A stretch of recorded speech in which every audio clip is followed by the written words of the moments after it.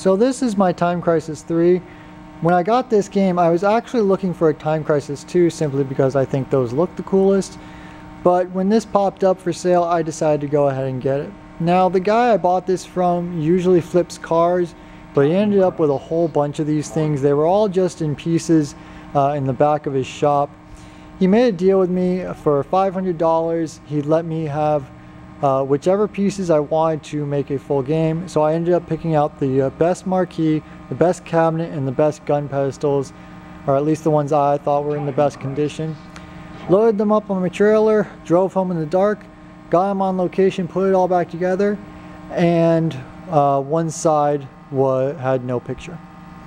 So unfortunately, as it turns out, the computer on that side was completely dead. Now, these games use what's called a Namco System 246. It's actually a game system for arcades that is based off PS2 hardware, and in fact, you can actually get Time Crisis 3 on the PS2. So I called him back up and I asked him if he'd sell me another one of those computers, and he agreed.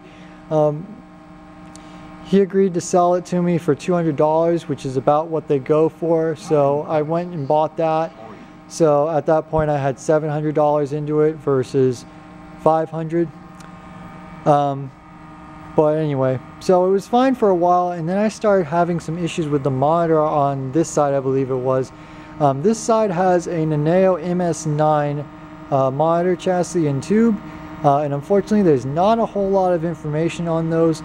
And what was happening is the picture was shrinking and expanding just kind of randomly.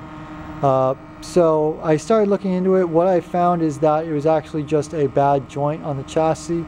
Fixed that and it's been fine ever since. I actually also have a video on that as well, which I will link to.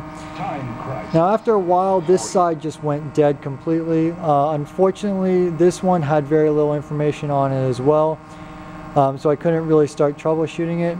I ended up buying 2 games for parts, and I used the monitor out of one of those, and I detailed that in my PGA Tour video.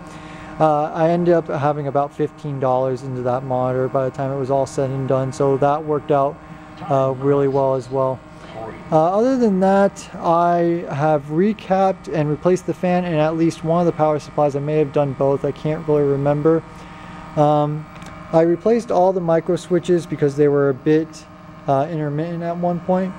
And then I also serviced the foot pedals. Now, due to years of being used, the stress on these foot pedals had actually caused the metal to start cracking on the backside.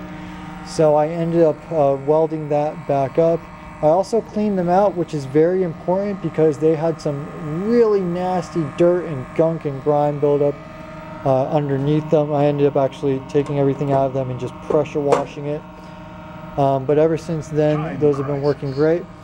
I haven't had any other issues other than that. They work pretty well. It's a fun game. I really like it. I'm just not, you know, the greatest at it, but you know what? Honestly, I don't think I'm half bad at it either. So these are my 2 classic arcade games. I have a Centipede and an Asteroids, but we'll talk about the Centipede first. Now, this game I actually found on eBay. It was being listed by a company that normally specializes in liquidating and refurbishing electronics.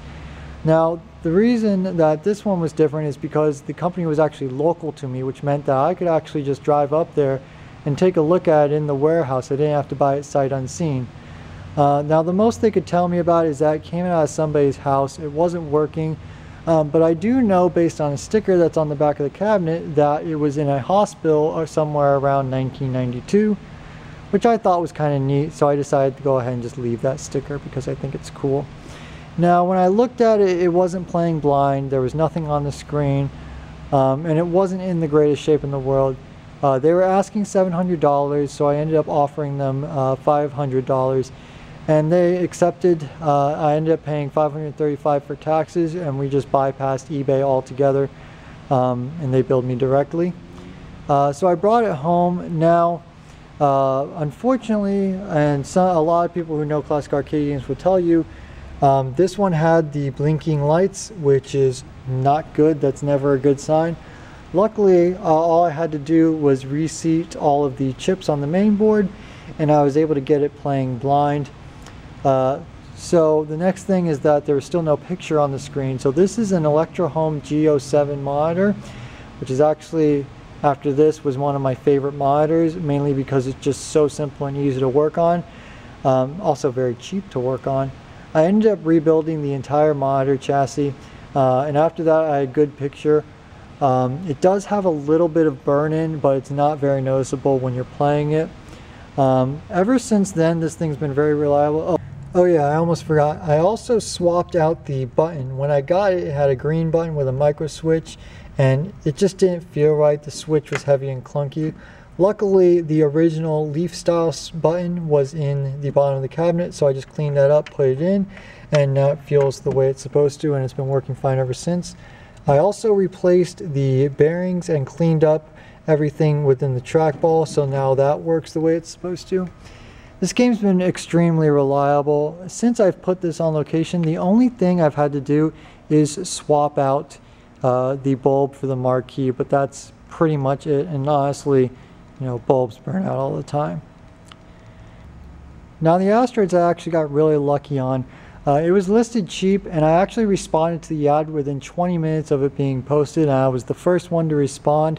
There's a ton of other people who wanted it, but she decided to go ahead and sell it to me because I was the first one who responded, so I ended up buying it the next day. Now, this originally belonged to one of her relatives, and he left it to her, and unfortunately, after it sat for a while, it just completely stopped working. But what was wrong with it is it was stuck in like this constant reset loop, but it wasn't exhibiting symptoms like anything else that I could find. So basically, it seemed to be stuck in a reset loop, but at the same time, if you hit the test switch, it would go into test mode. It just wouldn't play. I rebuilt the power supply. I rebuilt the regulator audio board. But it simply didn't work. Even after replacing a few components on the main board, it still wasn't working. Nobody really knew what was going on with it. So I ended up buying a used working main board off eBay, put that in, and then it was playing fine. The next problem was the monitor. Now this is a vector monitor, and they actually draw the shapes. So the lines that a vector monitor draws should be nice and straight and crisp. The ones this one were drawing was not any of those. They were all squiggly, and it would change and distort and stuff. It just wasn't right at all. So I ended up rebuilding the monitor chassis completely. I replaced the connector for it that connected it to the main board and the rest of the cabinet, but it still just wasn't working. And so kind of by accident, I eventually figured out that what it was is that anytime I mounted the chassis in the spot that it was supposed to be, I don't know if it was interference from the tube or what, but the lines would get all squiggly. As soon as I moved them away from the tube, suddenly everything was fine again. I never quite figured out what was up with that, but what I ended up doing is I ended up remounting the monitor chassis in a different location that was farther away from the tube, where it wouldn't cause those issues, and then I created some extension cables to connect it to the rest of the components without having to cut or splice anything. Ever since I did that, it's been fine. You can see it looks the way it's supposed to now. This game has also been extremely reliable. Hasn't had any issues since I put it on location. The downside and the unfortunate thing with these games is that because of the location they're in, they just haven't done that well. A lot of the older people really like them, and I really like them. I think they're very cool. They just, you know, the little kids, they just don't play these all that much. And for those of you who watch my videos, you probably already know I also have this Rapid River, which I'm not going to go into detail on this because it has its own video. I'm also not going to go into detail on the PGA Tour because that has its own video as well. I also no longer own the PGA Tour either. So hopefully you've enjoyed this little glimpse into some of my arcade games. If you have any questions, comments, or concerns, leave them down below.